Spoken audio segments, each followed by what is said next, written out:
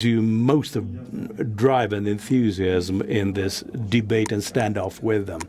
Well, I don't think that we should speak about them. They're not worth of our attention and not worthy of our time. Thank you for the opportunity to speak at this forum. As far as I can understand from the title of this forum, we're talking about victories and about doing everything possible for victory. Everyone has their own vision of victory, but we do have to have a shared vision thereof. And unless we shape it up, it will be very difficult for us to resolve this issue.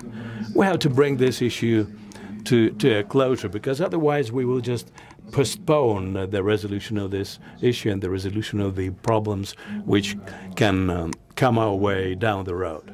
So when we speak about our victory, this is about reclaiming all our territories within the boundaries which were recognized 31 years ago, and today we are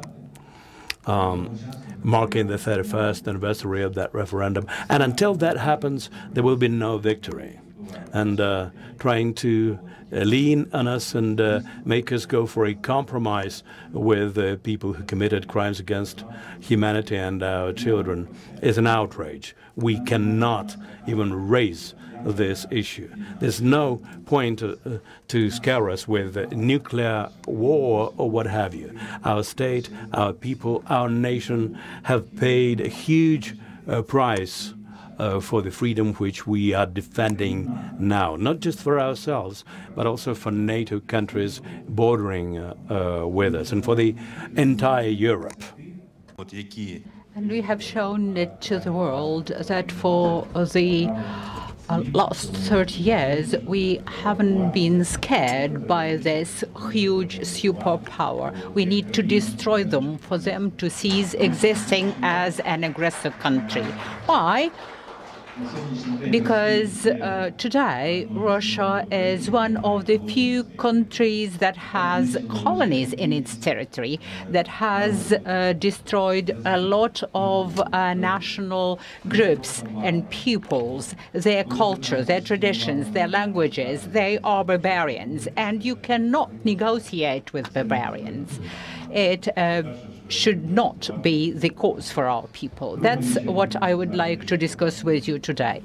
Now to the partners. Unfortunately, we keep hearing this phrase, partners, partners, partners, but we seldom hear about allies. And we should remember that it's allies that come together and support the fighting countries. That is what happened back in 1940s. The Nazi Germany fought against allies, and they said that there should be no nations and peoples. State should be razed to the ground. They then, such as exactly like Russia now, would like to annihilate the population of a country. So they bombed civilians, they tortured people, they killed innocent children, not one or two, but hundreds, thousands of children who died just because a person in the Kremlin wanted an advantage.